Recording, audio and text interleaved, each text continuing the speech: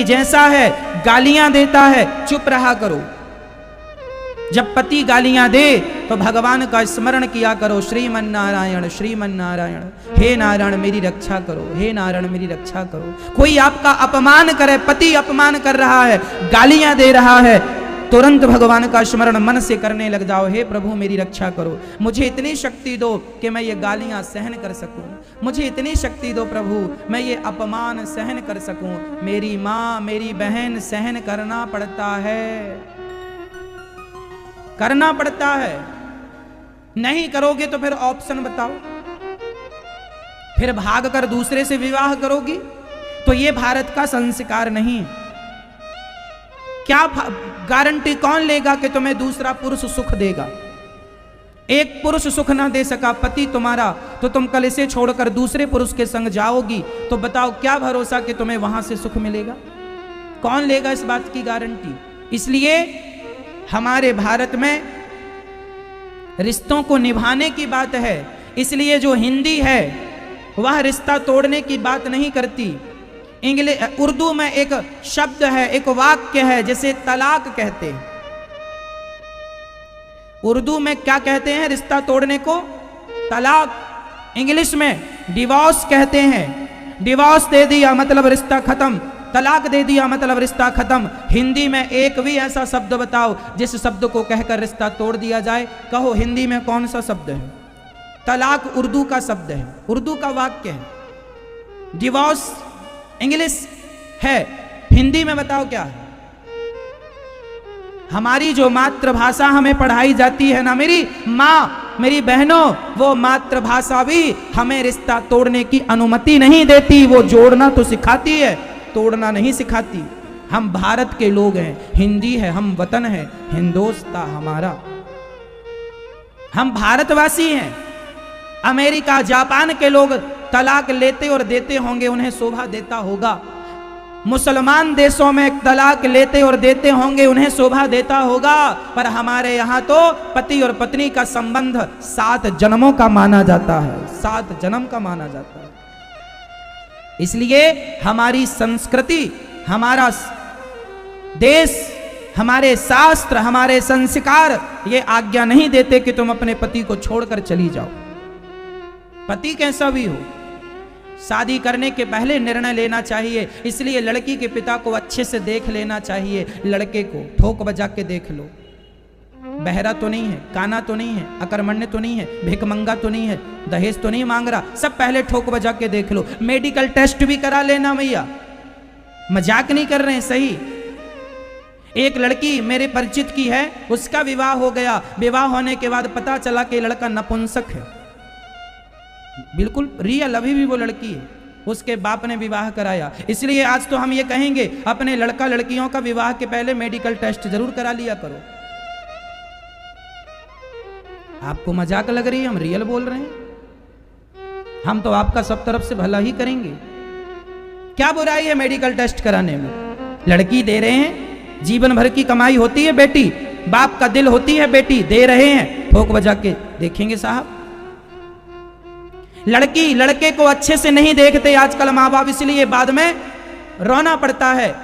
इसलिए अच्छे से देखा करो। लड़का शराब तो नहीं पीता, शराबी को लड़की ना दे देना, नहीं जिंदगी भर रोएगी तुम्हारी लड़की। गंजेड़ी को लड़की ना दे देना, जिंदगी भर रोएगी तुम्हारी लड़की। अकर्मण्य को ना दे देना अपनी लड़की। अकर्मण्य बैठा है, कोई काम नहीं करता, टीवी देखता दिन भर, क्रिकेट, ऐसे से बिल्कुल ना करना, ये किसी काम का नहीं, निकम्मा है।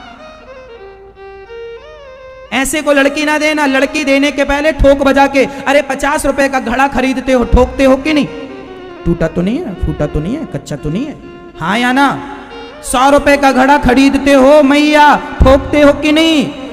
100 रुपए की चीज को ठोक बजा के ले रहे हो, दे रहे हो, तो लड़की दे रहे हो साहब, ठोक बजा के तो देखना पड़ेगा। इसलिए लड़कों को खूब चेक किया करो।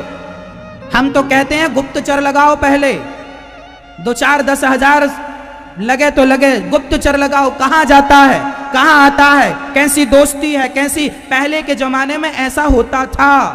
पहले नाऊ और पंडित जाके लड़के को देखते थे। नाऊ जानते हो, सेविंग करने वाले भाई साहब को नाई कहते हैं।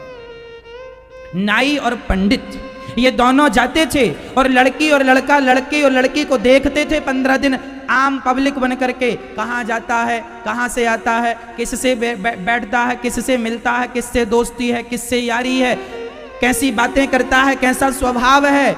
लड़की का बाप गया तो लड़का तो बिल्कुल अच्छा बना बैठ जाएगा, हम तो सब जानते, सीधा साधा।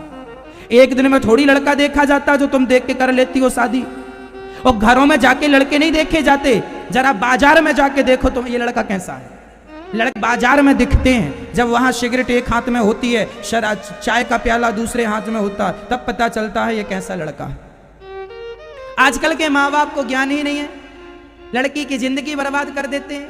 कितने बाप ऐसे हैं जिन बापों की गलती की सजा लड़की भोग रही है।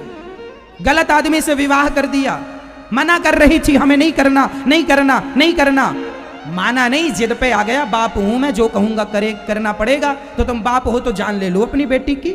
अरे एक बार बेटी की भी तो मर्जी जान लो, क्या उसके मन में है, उसको भी तो अपना पक्ष रखने का अधिकार है या नहीं।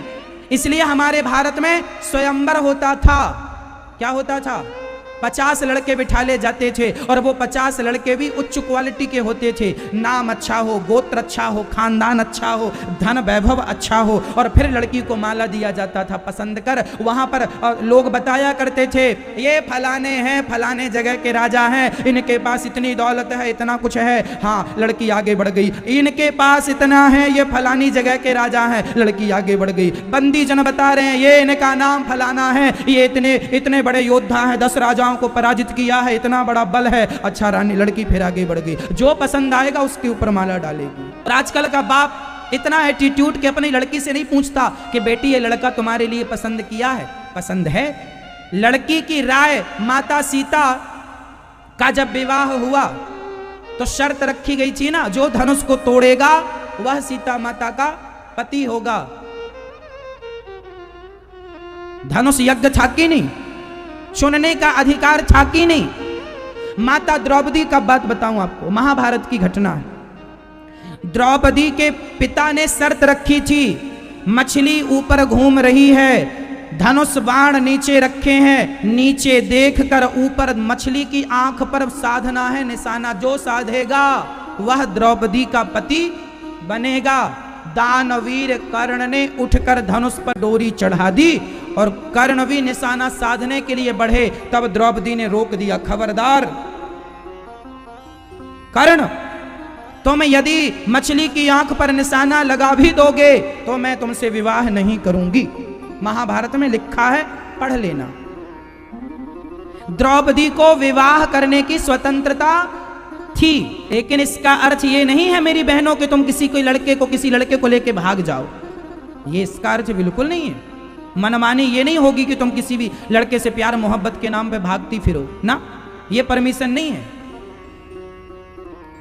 विवाह करने के पहले खानदान भी देखा जाता है, कुटुंब देखा जाता है, अच्छे कुल का लड़का होना चाहिए।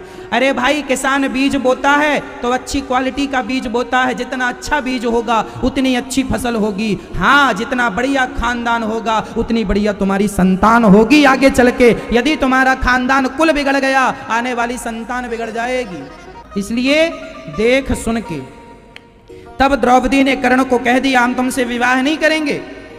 क्यों नहीं करेंगे? क्योंकि हम क्षत्राणी हैं और क्षत्राणियों का विवाह क्षत्रिय से होता है, और तुम भले बलवान हो पर शूद्र हो। द्रौपदी ने कहा था।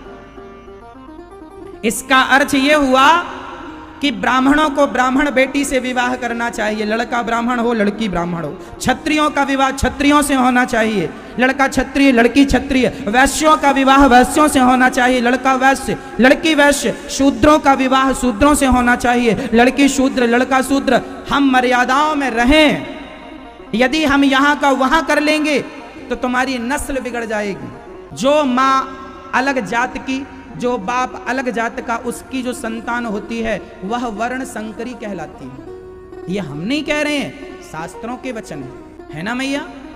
इसलिए ये सब चीजें हमारे यहाँ विचार किया जाता है। लड़की के विवाह के लिए लड़के का नाम, गोत्र, खानदान, कुंडली निकाली जाती है, इसलिए ताकि लड़की के साथ किसी भी प्रकार का दुर्व्यवहार ना हो। अच्छा सब कुछ रहे। लड़की के माँ बाप चिंता करते हैं, बाद में फिर कोई भले किस्मत में अब दुख है तो तुम कितना भी देख सुन लो साहब वो तो मिलता है, लेकिन फिर भी जानकर तो कोई मक्खी नहीं निकलता ना।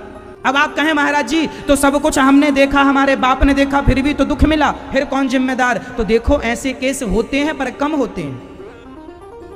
इसका अर्थ ये नहीं कि हम बिना देखे सुने विवाह कर दें। भाई धोखे से मक्खी हम निकल गए चलता है, पर जानकर तो आप नहीं निकलते ना। ये कहावत है कि धोखे से मक्खी निकल गई अलग है, पर जानकर तो कोई नहीं निकलता। हमने लाख लड़के को देखा लेकिन फिर भी नालायक निकला, वो उसका भाग्य है, लेकिन फिर भी तो देखना सुनना जिम्मेदारी है। इसलिए लापरवाही ना हो, समझदारी हो। विवाह के समय सावधान, लड़की और लड़का और माता और पिता खूब बढ़िया से देखो, और लड़की भी अच्छी हो, देखने सुनने में भी अच्छी हो, काम धाम कर सके, अपने रिश्तों को संभाल सके। लड़की लड़के का बाप भी, लड़के वालों आप लोग भी जरा लड़की को देखा करो स्कूल कॉलेज जाते आते समय, वो भी तो ऐसी वैसी नहीं है। केवल लड़के का मुआयना नहीं, लड़कियों का भी तो मुआयना होना चाहिए।